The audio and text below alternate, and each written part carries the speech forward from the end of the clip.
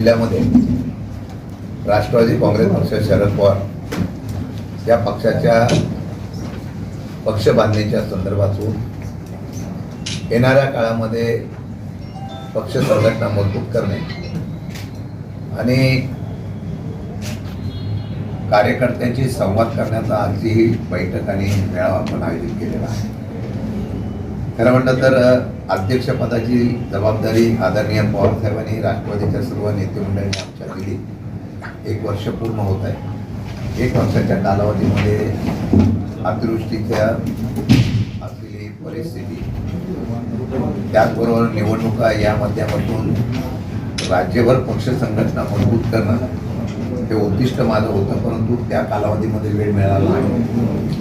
आणि आता पक्ष संघटना महाराष्ट्रामध्ये जो विरोधी पक्षाचा स्पेस आहे तो कार्यकर्त्यांच्या ताकदीने उभं करण्याचा प्रयत्न आम्ही करतो.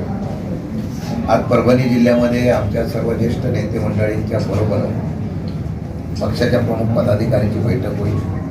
नवीन कार्यकर्त्यांना सुद्धा संधी द्यावी व नवीन संघटना मजबूत करून महाराष्ट्राच्या सर्वसामान्य जनतेचे किंबहुना परभणीच्या जिल्ह्यातल्या सुद्धा मूलभूत घटनांच्या संदर्भामध्ये रस्त्यावर उतरणारी, आक्रमकतेने उभी राहणारी संघटना ही भविष्य काळामध्ये उभं करण्याचा आमचा उद्दिष्ट आहे.